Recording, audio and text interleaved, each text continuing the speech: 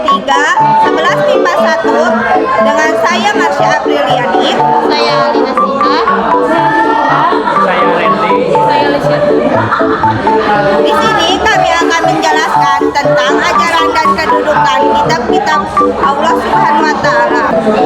Ajaran kitab-kitab Allah Subhanahu wa Ta'ala. Dalam agama Islam terdapat 4 kitab suci yang wajib diimani. Namun hanya satu yang harus diikuti ajarannya. Ajaran kitab-kitab Allah Subhanahu wa Ta'ala. Dalam agama Islam terdapat 4 kitab suci yang wajib diimani. Namun hanya satu yang harus diikuti ajarannya. Meskipun begitu, kita tidak boleh membeda-bedakan kitab yang satu dengan kitab yang lainnya. Adapun kandungan dalam kitab agama Islam sebagai berikut. 1. Mengajak manusia untuk melaksanakan perintahnya. 2. Mengajak manusia agar meninggalkan larangannya. 3. Penjelasan tentang janji-janji Allah Subhanahu wa Ta'ala bagi yang memenuhi perintahnya. Terdapat perbedaan dalam cara mengimani kitab-kitab Allah Subhanahu wa Ta'ala. Cara mengimani kitab-kitab Allah yang diturunkan sebelum Al-Quran yaitu dengan cara ihtimali. Artinya, hanya wajib diyakini bahwa kebenaran kitab-kitab tersebut diwahyukan oleh Allah Subhanahu wa Ta'ala kepada Rasulnya dan tidak wajib dipelajari maupun diamalkan.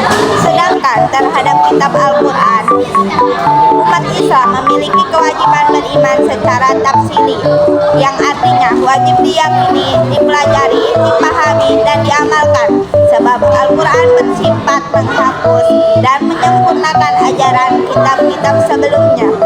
Kedudukan kitab-kitab Allah Subhanahu wa Ta'ala. Kitab suci diturunkan kepada para utusannya sesuai dengan zamannya, kecuali Al-Quran yang diturunkan kepada Nabi Muhammad SAW, berlaku untuk semua umat sepanjang masa dan menjadi rahmat bagi seluruh alam.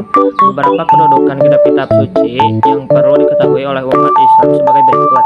A. Kedudukan kitab suci dalam hubungannya dengan Allah Subhanahu wa Ta'ala.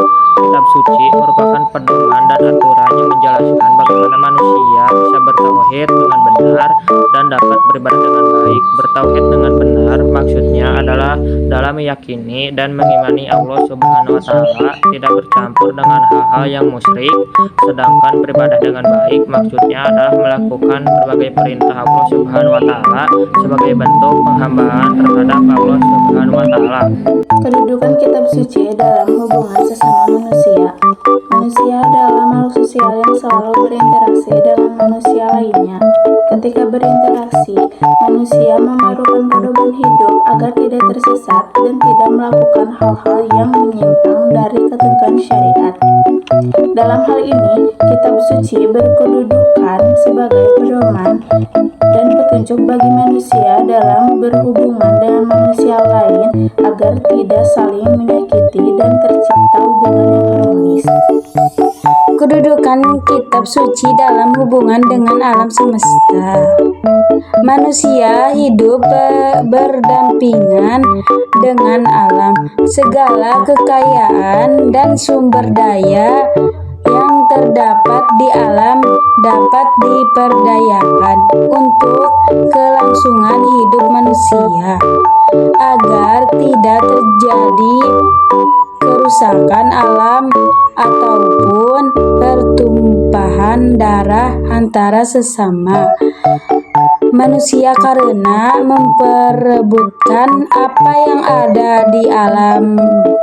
Maka dari itu manusia harus berpedoman pada kitab suci yang Allah Subhanahu wa Ta'ala turunkan agar kemaslahan hidup tetap terjaga.